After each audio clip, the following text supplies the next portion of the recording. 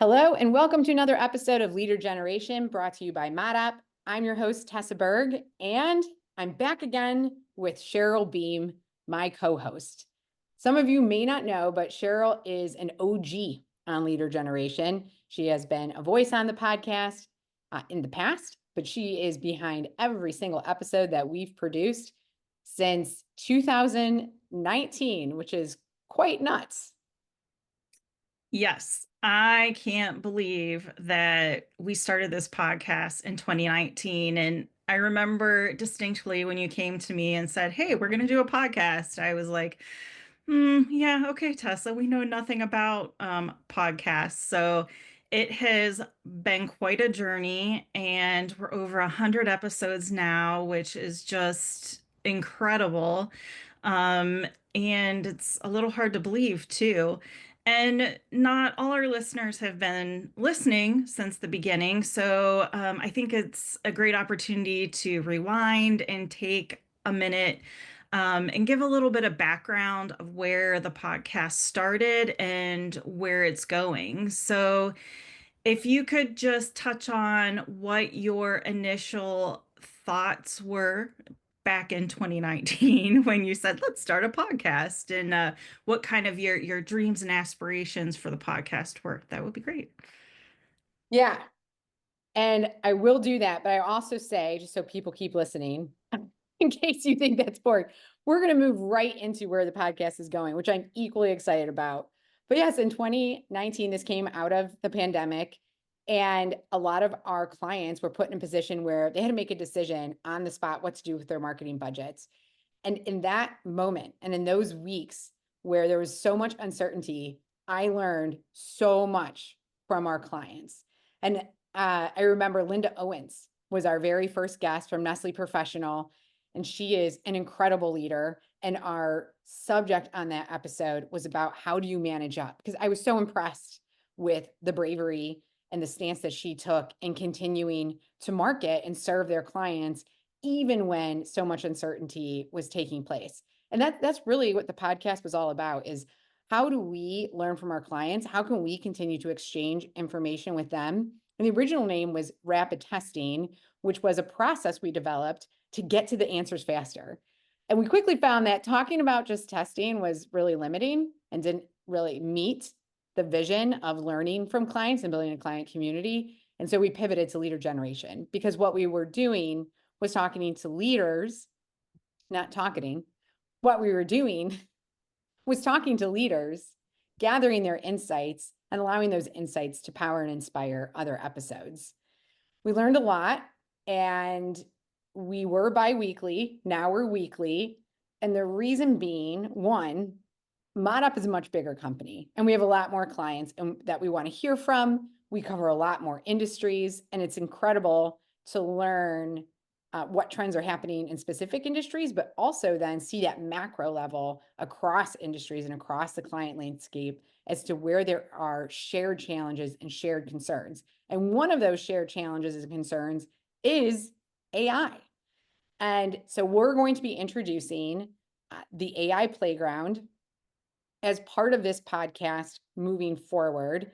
And I'm just super excited to not just continue to learn from our clients, but to give that information back and give them what's new and what's next in the AI technology landscape. I am so excited about the playground. I mean, I think, as you said, we've covered so many different topics um, throughout our 100 episodes, but we've been focusing so much lately on AI because it is impacting our business and marketers like no other technology. It feels like it's just evolving so rapidly. So I am really excited about the AI playground and the chance to really experiment with AI. Yeah. And the playground came out of the AI Council, and you're also an original member of the AI Council. See? And we started, I don't want to say started slow, with the AI Council. We were pragmatic. It was all about responsible use and governance in the front. And so we won't hammer that, since it's like every other episode recently because it's that important. But the feedback we got is we're not moving fast enough. And talk about the value of transparency and building trust. We have so many team members that after they got a taste of what AI could do for their careers, for the value that they deliver to clients, like we want more. And so the AI playground came out of our app evaluation process. And Cheryl, tell me a little bit about, I mean, you were in the very first app evaluation. What was your experience in the council in evaluating apps? So the first app that we evaluated was Grammarly because we found a lot of people were asking for it. And so we were like, well, is it providing value? Is it worth actually investing the time and energy into using this? Is it going to give us value? And we pulled together individuals from all kinds of different departments. So we had, media, creative, and then we have a office in Panama who are, Spanish is their first language. And so we had, that lens on it as well, and pulled all these people together, and we all did this trial of Grammarly. And it was fascinating how polarizing. Some people loved it, some people hated it. And we really discovered that it came down to use cases, and we were able to uncover who was going to get the most value out of it. So rather than like rolling out licenses to the entire agency, we're at 400 plus or whatever now. We rolled it out to the people who really were going to get the most value. And so it really was great because we were also able to put guardrails, and we were allowed to test it and play with it in an environment that was set up by our IT and tech team, so that we knew what we were putting into it and everything wouldn't, cause any issues. As you said, we've been talking a lot about governance. So we had that flexibility to try it out and play with some guardrails in place, which I think was really important. Yeah, I'll never forget that first feedback meeting. I was so blown away by the diversity of perspectives and emotions and yay, nay votes. And it really became the catalyst for coming up with the risk management framework and our levels of adoption and Hmm. accepting that one, all AI has risk, and two, not everyone is going to use every tool. We're Yep. very different than how we used to manage our technology stack in the past. We felt like, well, we have this, we can only have one project management software platform, and everyone's going to do this. And we do still have a core stack. And so in parallel, it made us step back and say, how well have we even evaluated our core stack? Because AI is being built into everything. Yes, there are 67,200 AI apps available right now, and that's daunting. But it also made me realize, like, how does this compare to Copilot? Like, how does this compare to what we Hmm. already have in the tech stack that we're going to continue on to make sure that we as a business do have centralized technology that can scale and secure? But it also made me realize we're not going to have the one stacky diagram like we used to. Yeah, exactly. And I think it's also interesting because, you have your early adopters who really, they're like, I need this AI, I need this technology. And this also gave us a chance to have some of those people tested out who were like adamant about needing it. And then once they try it, they're like, you know what? This really isn't as beneficial to me as I thought it would be.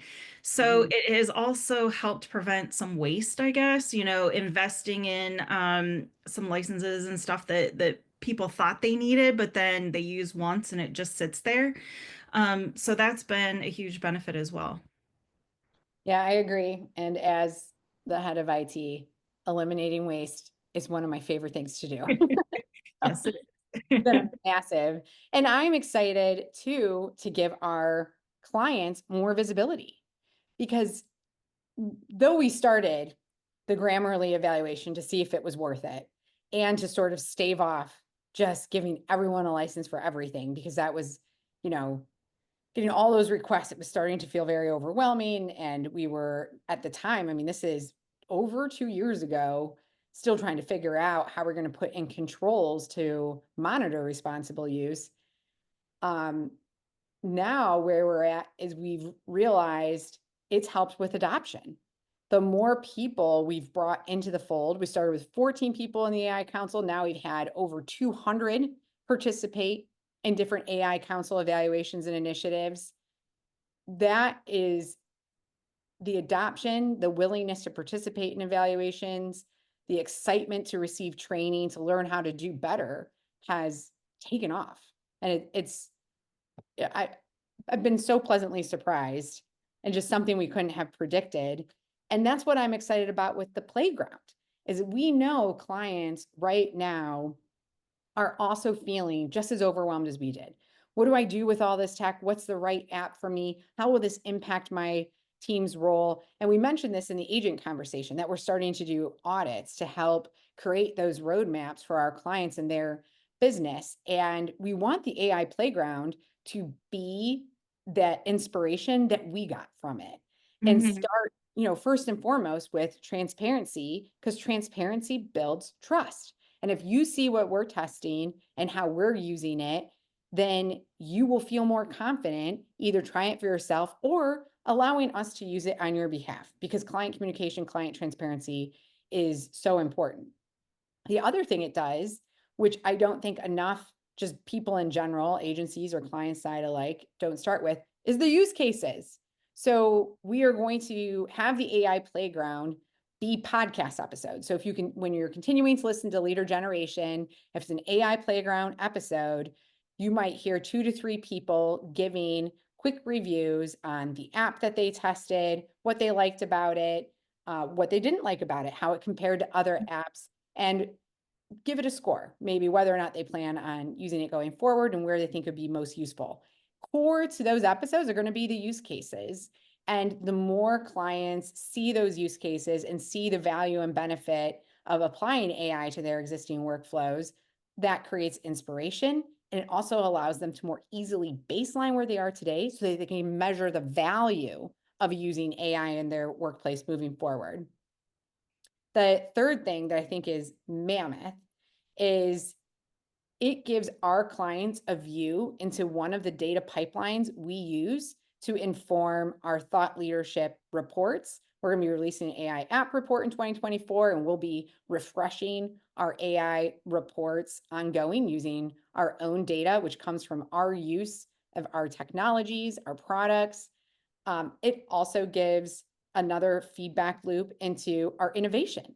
So as we've been testing these apps, like any company, we have a specific vision on where we see going. We imagine that ModApp is going to become more strategic, more experiential. We are going to be able to give clients an unfair advantage by offering them extensions of the innovation and tech that we build and working it into their own client tech stack to accelerate their performance. And that is different from other agencies. There are lots of agencies that are more niche, and their innovation roadmap is going to look a lot different than a ModApp innovation roadmap where we are more full service. And you can see, I think you're going to see, like we talked about the agent suite, where these agents came from based on the gaps that we're seeing in applications. Because part of our mod engine is select curated applications. Part of it is select curated data, but a large part of it is the data we have and the innovations that we've built and how we've tied that together to accelerate campaign creation, delivery, and performance. So I think when we put out the AI playground, while we're not giving any of our IP away and I don't think they're trade secrets. You are definitely going to better understand why we're building what we're building and the value that it can bring to our clients. And that makes me, it's all, I guess, comes back to that trust and transparency. Mhm. We're excited to do things for our clients, but what we need to do is make sure that we're an open book in what we're doing, the use cases that it can solve, and the value it can create. Yeah, absolutely. And I have seen firsthand the benefit of the AI playground and have just really enjoyed testing new apps, seeing which ones really help me in my own workflow and become more strategic. And you listed out how that translates into benefits for our clients. But if our clients want to get involved in the AI playground, is there a way for them to do that? Yes, I'm glad you asked that question. So, one, I hope that they talked, if they're an existing client, I hope they talk to their account managers and ask about a specific app. Or what we've actually seen more often is clients like an app, but a lot of apps have too high a risk right now. And I'm not sure if that's going to change, when it's going to change, but there is definitely a way to create benefits in a way that is custom to the client. And we have Mod Strategic Consulting. We have the resources that can help you address your use cases in a way that is safe and secure for your brand and your data. So I hope that there are questions asked. I hope clients come to account managers and say, I want to solve these use cases, or I want to use that app. Can you take a look at my business and tell me where I could best use that and how that would help me evolve my team and help us meet our goals at the end of the day? The other thing is to request us to review apps on their behalf. I know a lot of clients are still in a space because they're I mean, we work with some of the largest brands in the world. So I'm not even, this is definitely not a slight. Like, I completely understand that being in IT at one of the largest companies in the world with tons of data is way harder than being IT at Meta.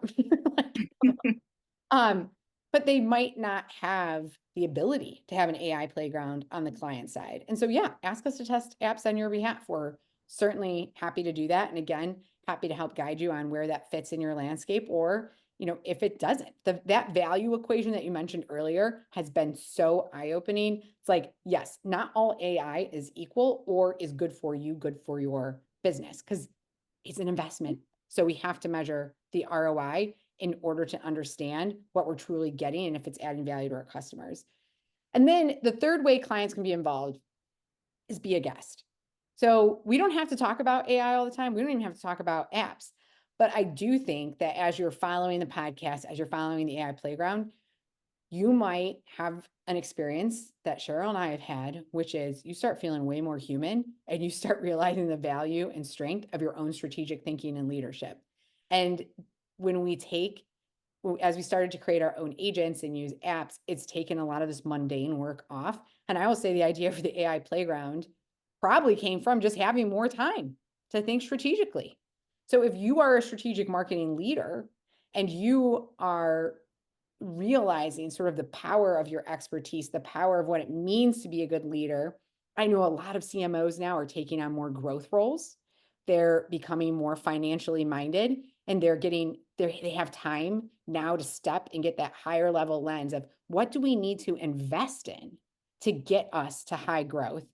And that's been fascinating because that's not a seat a lot of CMOs have had in the past. So I'm excited to interview clients who are already starting to step in to that strategic role. We interviewed one a few weeks ago about brand. And I think if people haven't listened to the past episodes with our clients, I highly encourage you to. It's a nice break from AI, but the relationship is that that's what we're aspiring to do as humans, is to think at a higher level, to solve bigger problems, and in solving those problems, bring better experiences for our customers. Absolutely. I think learning from each other has been one of the biggest benefits of the podcast. And we've had so many great guests over the last 100 episodes. And so we've talked, a little bit about the past, a little bit, of the future with the AI playground. What else do you see happening? What are your aspirations for the next 100 episodes for leader generation. Yeah. My aspiration is to not be on so many episodes. No, like we did the Asian episode, just the two of us. We're doing this one, and I'm excited for more voices to be on the podcast. I think clients are really going to enjoy hearing from more mod oppers. I mean, we have such diverse expertise, really deep skills and experience in so many different industries. And then I won't have to record as much. And then I get to learn as much from our team members and specialists as the clients. So that's going to be really exciting. And this is, a lot, love doing it, a lot of work. And I think the episodes will be more interesting too, Mhm. hearing more voices. And I'm excited for others to have the feeling we had in the feedback sessions, which is, oh my gosh. I mean, we're allowing people, this was Cheryl's idea, more than one person to review an app. So you might hear episodes and it might be over time where 2 to 3 people are giving their perspective on the same app. And man, is it wildly different, but it's inspiring. So that's what I'm most excited about in 2025.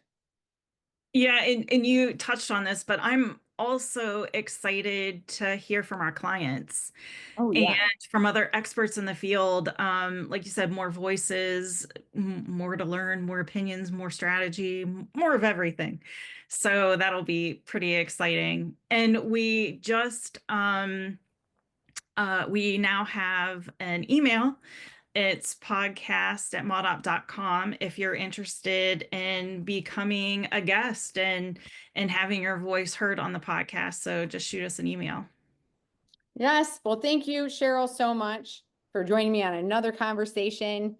We promise listeners to be hearing from a lot more use cases on how and where to use AI, how to measure the value. So if you want more episodes or want to listen to past episodes, visit us at modop.com/podcast. That's MODOP.com. And you can find Cheryl and I on LinkedIn.